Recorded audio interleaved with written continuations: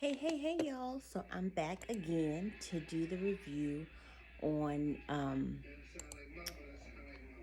the Real Housewives of Potomac because it's back on. I think the season premiered the other day. Yes, the season premiered Sunday. Today is Tuesday. So I'm going to um, give y'all some of my thoughts as I always do. I wrote it down because you know I got a bad memory. So the episode opens up with a little bit of the reunion and whatever.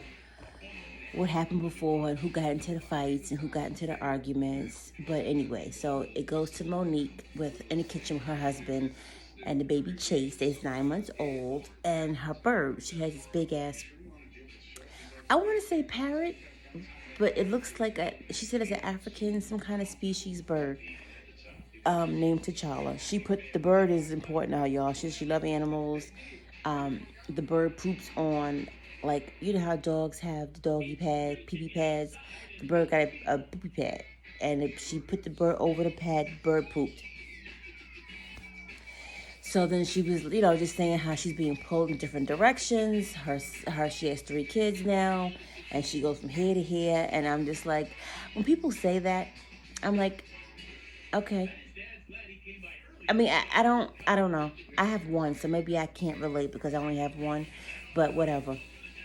So she's going to Karen's house. She talked to Karen and see what's going on in Potomac because Karen has moved back to Potomac. And Karen shows up in her little confessional with this shag, Ike Turner, bob, blonde wig. Mm-mm, mm-mm, mm-mm. I also have a picture above. Insert Karen's wig. Anyway, so it's a lot smaller than her last house, and rightfully so, because it's just you and Ray. The other kids are grown.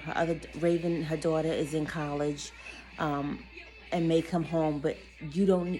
In my opinion, I would never have a house over 300,000 square feet if it's just me and my husband. And if my son was in college or he, was back and forth between the service, whatever he's in, I'm not getting a house that big for what? Why am I heating a house that large? I don't, unless I hosted parties, unless I was some kind of socialite, there's no reason for it. Unless you just want to have a big house, so you have a big house. Anyway, but she moved and she's redecorating, and this is her third house in 4 years. Why I will never understand when people move from house to house. Do you not just bring furniture with you? Yes, you have new spaces, new fittings, so you wanna adjust your furniture from what you had to what you have now, and you always want to make it look like your home. So why do you need to buy new furniture every time you get a new house? Or is that outside my tax bracket and I don't know about that life? Which is fine. So the producers asked Monique, what do you think about Karen's house? And she's like, oh, it's cute. Monique is really transparent, in my opinion. She was really cute for her and Ray. And then they looking at her like, shade. She's like, no shade, no shade. It's really cute for her and Ray. So, whatever. She goes over there and rings Karen's ring doorbell because that ringtone. Ding, ding, ding. That's the ringtone. And she opens the door. And she goes, hey. And then sees this big ass bird on her shoulder with a leash. Karen closed the door. And she opens it back. She goes, put that thing, basically put the bird in a damn cage. You don't go to nobody's house with no big ass animal on your shoulder. Especially Karen's, where everything is damn near white. You don't do that. But whatever. So then Karen shows her around the house a little bit and what she did and what she's doing, what her plans are. And then they go outside the backyard, which is very nice. Has a pool, a lot of lounge area spaces. And Monique is like, this is a place for the parties, And then Karen just dives right in. I've been so busy with La Dame and the fragrance, and I haven't been home a lot, and Ray's not happy, and I'm really concerned. And which is shocking because we all know Karen don't tell her business. Karen don't tell her business. Karen don't want to talk about her and Ray. She won't talk about her and Ray is perfect, and she just don't. So the fact that she's diving into it either says I have to solidify a storyline, or I need some girlfriend release time to talk about what's going on. So she said, when I married Ray, I was 30 and he was almost 50. They have a 17-year-old age difference. And it was cool in the beginning because, you younger, you got this older man and he a cat daddy, he getting you together and all that kind of stuff. I can relate because me and my husband are 11 years apart. Not 17, it's almost 20 years, but we got 11 years age difference. So I understand the things he wants now, she doesn't want yet. She's in her 50s now, so he's like in his, almost 70. And Ray is ready to retire, relax, and vacation. And Karen is just getting started into her full life and wanting to do her fragrance line, I guess, do promotions, do whatever it is she's doing. And Ray's just not going with her because he's tired. I mean, almost 70 years old. And that could soon be my reality, where I'm 40, I'll be 42 in a month, and my husband is 53 in a month. And, I'm ready to move and shake. Our son is 18. It's time for me to rock and roll. He's not that guy. He'll come with me. He's excited. He'll be at the age. So there's not that much of an age gap where it's a problem. Now, I don't know if I was to get a new fragrance line, would it be the same thing? But, so she says she's not happy where it's going, but she doesn't want to lose her man, and she wants to hope for the best, basically. She wants to, she said, I'm not going to lose my man. So I'm like, is it that serious that you can't, bring him with you or slow down just a little bit to make him comfortable? I don't know. So then it goes to Giselle, her new home. Now, I'm going to show Giselle's new home picture right here. That's the outside. And then I'll put a link in the comment section with her little tutorial, her walkthrough of this house. It's a ranch style home. I believe she's in Potomac, and she redid this house. So this house was $900,000. It's I live in the area, the DC, Maryland, Virginia area, so I understand why a house costs so much in certain areas. She's probably in the Potomac area, which is why the house cost what it cost. It was a dilapidated house, and she had a lot of work to do. I still would have paid $900,000 for that house. I had to renovate all of what she's renovated because the house doesn't look what she's making it out to be. Like when Robin moved to her townhouse and Giselle was like, "Oh, this is small," and she came in, "Robin, you did all this?" Which means, Robin, girl, what you doing? But whatever. So she keeps talking about, "Oh, this is my house and my style is blingy." She had one mirror behind her. Picture right here. This mirror, that's blingy, Giselle. What, nothing else in that house blingy. And we found out that Jamal and Giselle are back together after being divorced for 12 years. And she's just saying, she was talking to her friend, Kevin Lyles, I think is her best friend's husband.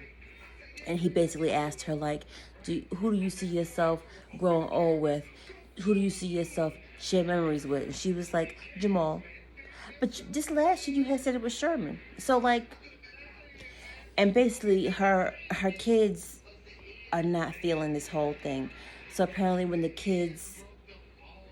they divorced, the kids were small. So they don't know mommy, daddy in the same household with the kids. And it's different for them. He lives in Atlanta. Giselle lives in Maryland. So it's maybe I just, doing a trial and error phase, but they were they just don't feel it. Kids have the innate ability to, especially younger kids, because that's all they have to protect themselves of feelings. They know a bad vibe. So when I say that, I say, you know how when babies get put around certain people and they start crying and carrying on for no reason, they feel something.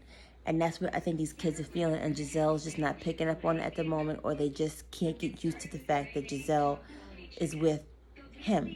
And I'm wondering, is it because they know what he did? And they just can't handle it because they had Sherman with them, and they love Sherman. So what is it about your father being with your mother? Sometimes people want their parents to be together. Sometimes they don't want their parents to be together. So the fact that they still ain't feeling it, it's a little suspect to me. And I think it was Adore and Angel twins were talking, and they were like, it's just, we're like the third, fourth, and fifth wheel when you guys are together. Like, it just doesn't seem genuine. It doesn't seem natural. It seems fake. And I was like, what? So she said when Dad calls us, let me turn this down. She said when Dad calls us on the phone and we hang up with him, he calls you to tell you that he talked to us. Why does he do that? To impress you? And then Giselle's like taken aback, but then she tries to shut it down basically by saying, we're the adults and we're the parents and we're going to figure this out. And then the producers ask, like, what makes Jamal different this time? Or do you think it's going to work? And she's like, I'm giving him the benefit of the doubt and let's see if it works. That's all she got right now. Then we go to Candace and Chris, and they're at this restaurant in D.C. called Levi, or is it Levi? Whatever. I don't do D.C. D.C. is just not it for me. And they're looking to have their 1-year anniversary party, and the woman asked, what is your budget? Now, Candace going with a straight face say 5,000. She goes 5 range. I'm like, 5 what? 1,000? That ain't.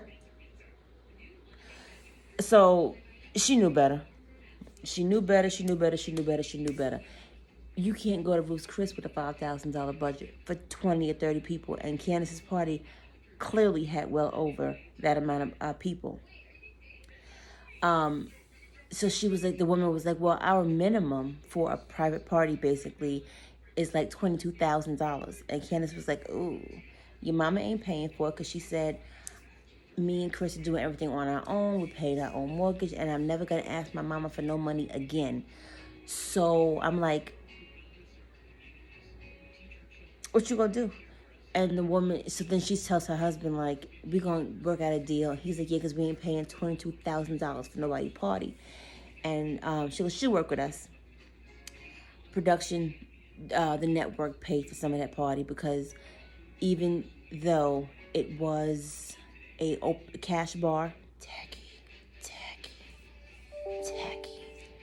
But, cash bar still doesn't signify this party is $5,000, because you're paying for the event space and the food. You can't tell me the gap between 22,000. I'm gonna do the calculator real quick for y'all. 22, because I do events for work. So her budget was $5,000, and you can't tell me the $17,000 difference between what Candace paid for food and the space and what that difference is that they were able to come, or no, that they would have made up $17,000 basically. My bad. Video cut off again because I had a call come in. Anyway, next topic. I was talking about Candace and Chris and this party they had, but we're gonna move on because we know that was paid for by the production, or some of it was subsidized. They go to Ashley and Michael and the little baby Dean, who looks like an old little man. Picture above, an old man. Like Michael and that baby look like they could be brothers, because that's how old the baby looked. But whatever, he's cute.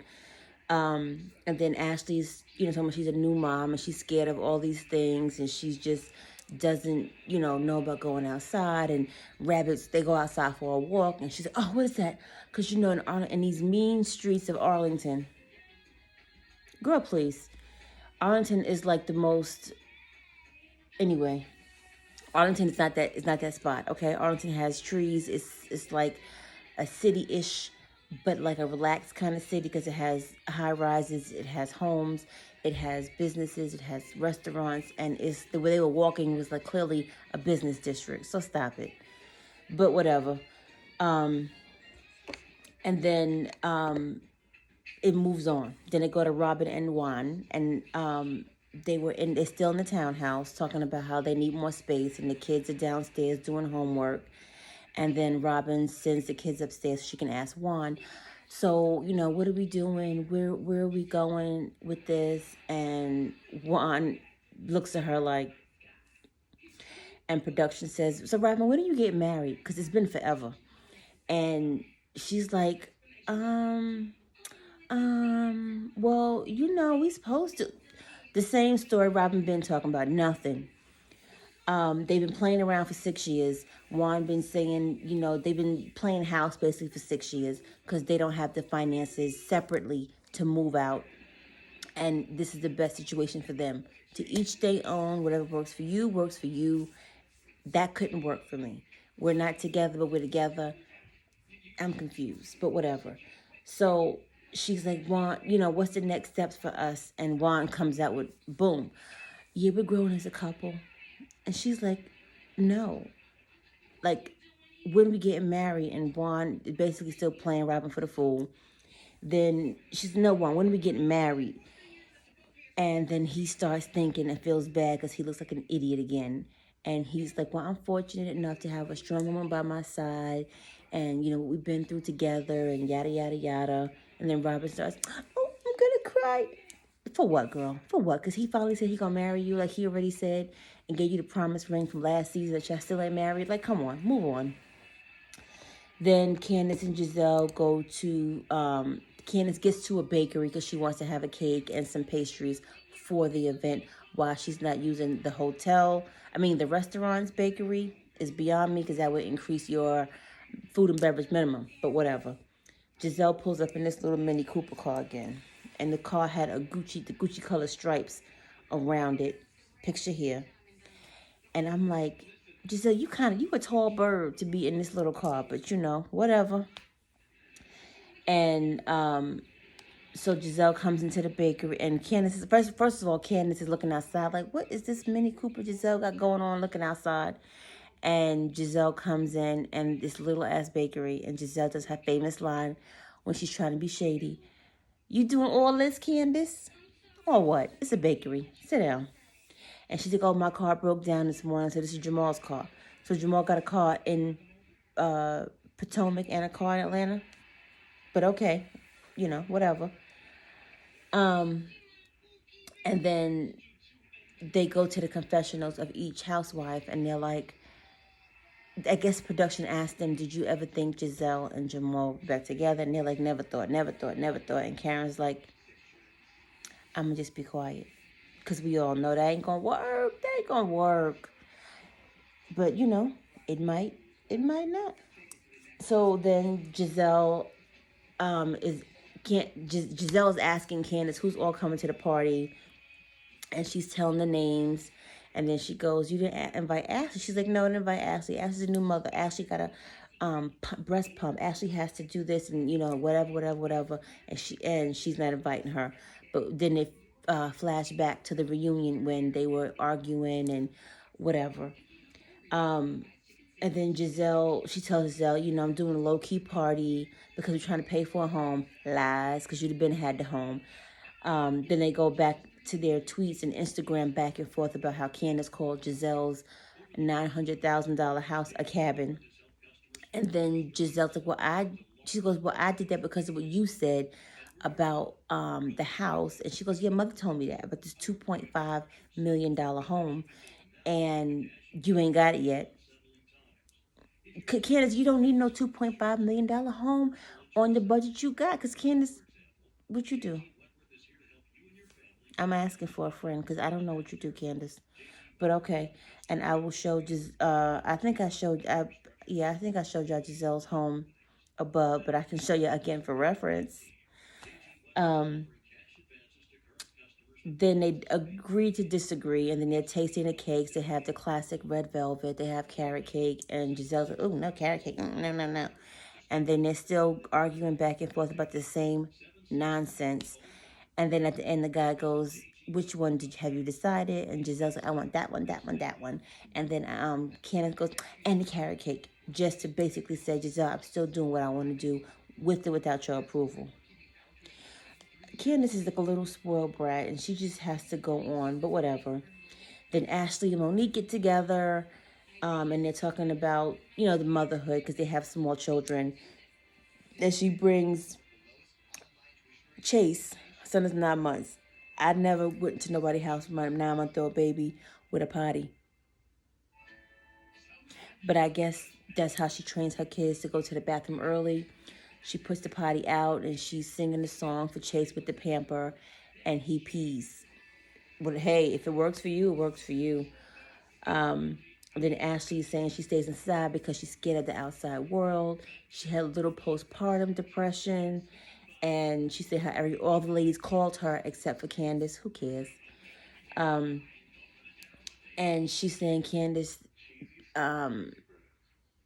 she would hope that Candace and Ashley could be cordial and just be in the same space, because Monique and Candace did have a disagreement and they got together because last season Monique was pregnant and said, I'll still drag you, pregnant and all. But they came together, they apologized, they moved on. But it's not going to work out because Michael don't even like Chris because they got into it at the reunion as well. Then they go fast forward to Candace's party, and the theme is denim and diamonds. Candace's ensemble was what it was. She had this top that had some sparkles on it and these rainbow-esque peep toe thigh-high denim boots. I mean, all right. And Monique is like, I bet you bought that outfit and then had this theme. She's like, no, I had to go searching the whole world for this outfit. Anyway, outfit right here. So then they're showing different scenes from the snippets from the party, and they have the photo booth, and they have these tacky ass flowers that look out of place. They didn't do much decor because her budget was so minimal, but whatever. They had a nice party. Then this is how they introduced David and Wendy Osefo. Wendy is going to be a new character into this storyline. Wendy's a doctor at Johns. She teaches at Johns Hopkins and has her doctorate degree. And her and Monique bond over how they have children the exact same age, give or take a couple of months with the babies. And how they're, Monique is 35% Nigerian and Wendy is Nigerian, period. And then Karen goes up, hi, I don't know if you remember me. I'm Karen Huger, and you met me at this and that. We were on a panel. And then they go to Karen's confessional. Karen's like, not impressed. Why? What didn't you like about this woman? And I hate when people do that. You don't know much about her other than a couple of times you've seen her for you to not like her. What don't you like about her? But anyway, then Giselle comes in with this country western Dolly Parton cat suit with all diamonds, and Candace introduces Giselle to Wendy, and she's like, nice to meet you. And then she turns away. And I'm like, what? Why does she, and I don't know, that's how you're supposed to greet somebody, like, nice to meet you, whatever. But she just, the way she met her, the way she greeted her was basically like, hey, girl. And just dismissed her. Very dismissive. I didn't understand it. And then 2 seconds later, Candace and Karen bring Giselle outside to have a talk, to go over the same thing they just went over at the cake place. Let it go, Candace. But they just going back and forth or whatever. And then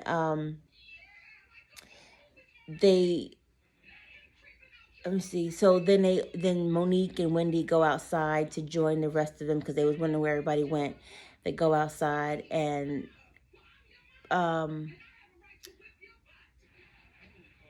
Candace was saying, and Giselle, I think Wendy knows Jamal. They worked together or something like that. She goes, yeah, we were on panels, social rights movements, and we did marches together. And Giselle's like, so that's where the little shade comes from. I think that maybe she thought Jamal might have had something going on with Wendy, or was there a rumor? There will be some interesting facts.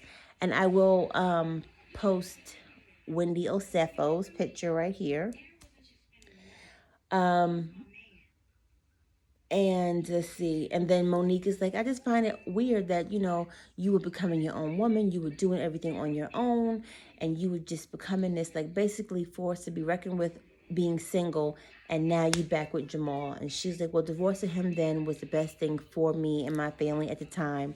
But now, we're trying to move on and yada, yada, yada. Candace goes, yeah, girl, because I asked him to say a prayer, and you told me no, he couldn't even come. Girl, didn't she tell you at the cake place he lives in Atlanta? He don't live in D.C. area. But again, Candace is just she's getting on my nerve. Then Robin finally comes. The party halfway over. Here come Robin with her 1,000 clips in her hair with these. Move on. Robin's outfit was Robin's outfit. I got nothing. I might find a picture for y'all. If I find a picture, you'll see it.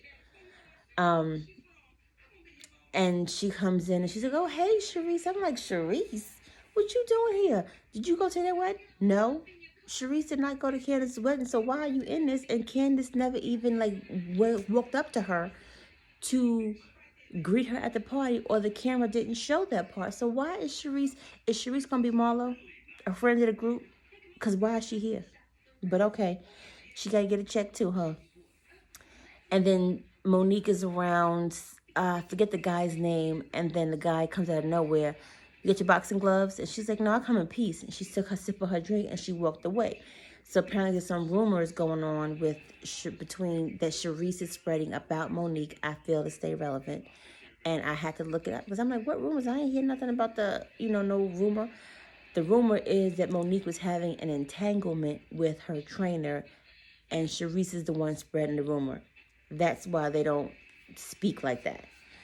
And then Wendy and Monique are at the bar, and Karen comes up and she goes, it's a cash bar, right? She goes, cash bar, what? Yeah, cash bar, Karen. And she goes, to each their own, and she walks away. Cash bar, don't invite me. Like, if you can't afford to have a party where it's some sort of, okay, I'm trying to phrase this where I don't come off as being like ridiculous. I'm not above or beneath a cash bar. But in this scenario, Candace always makes it seem like she has the top of the line this, she is that, she is this. So in my mind, you should not ever have a cash bar. I had a wedding. I would never have a cash bar at my wedding. There was a tip jar for the servers or the bartenders or whatever, but I'm not having no cash bar. If I had a birthday party at a bar where other people were involved, then I see a cash bar. An exclusive party, then just have beer and wine. Cheaper than having mixed drinks. I get it. It's expensive. Don't have no party. But whatever. Then they come to an end and they ask for the speech of the party. And Candace, like, there's two women in my life who I want to speak, and one of them being Karen. I'm like, you can call your mama first. So Karen gets up there and starts doing about her and Ray. And I'm like, ain't you supposed to give advice? I wouldn't go to no party and they asked me to say a speech about, marriage and your first year, and be like, yeah, me and my husband have been going through problems, and we just, we're getting the dust off of our relationship. We're going to move forward. And everybody's like, what? What is happening? And then her mama come out. Her mama is drunk and messy, talking about, I'm so happy that they can make love, and Chris is a decent human being. What? Somebody take the mic and have her sit down. And then her mother proceeds to say, I've been married 35 years with two husbands. Crickets.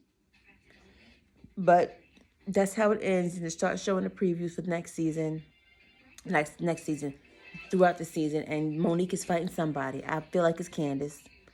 But we're going to see what happens, and I'll catch up with y'all later. Bye. Don't forget to like and subscribe.